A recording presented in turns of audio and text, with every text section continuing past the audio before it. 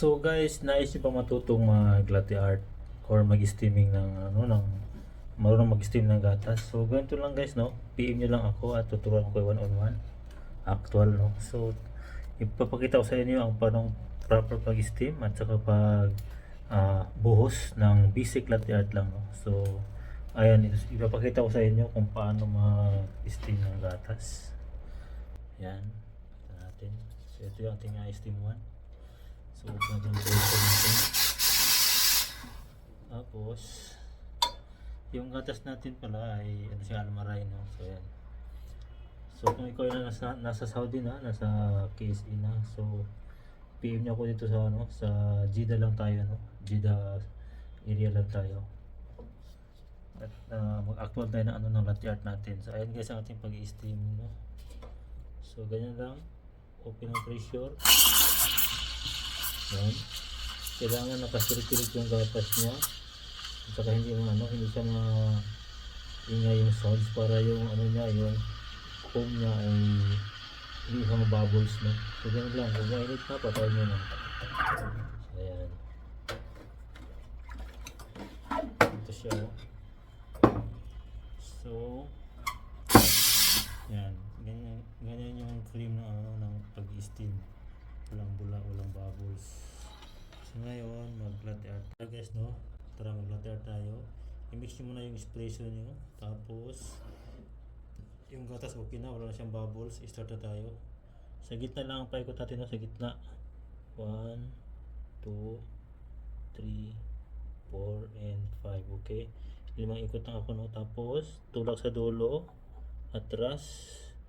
Tulak sa dulo ulit. Atras. Tulak ulit, atras. Yan, still lang. Tapos last one na. Angat ng mataas ng konti and then ikakat mo na siya. Oh. So yan lang guys, no? Napaka-easy lang. Ganyan mga basic lang na latte art guys.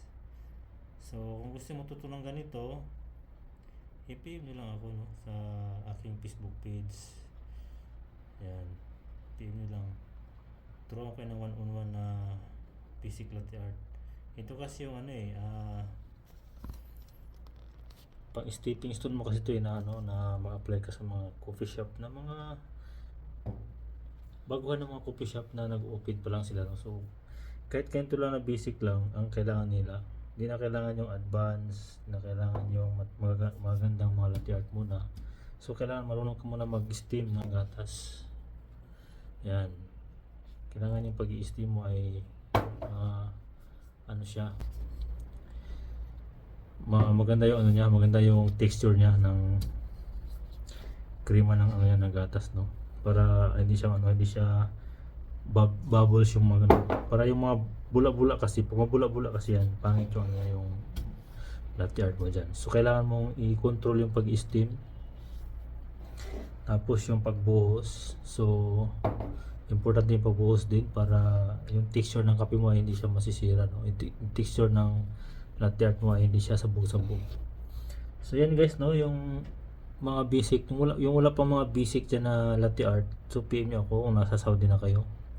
PM nyo lang ako sa page ko at mag-start tayo ng session natin. So kung nais yung matuto ng latte art na basic para pang umpisa nyo mag-apply sa coffee shop, no?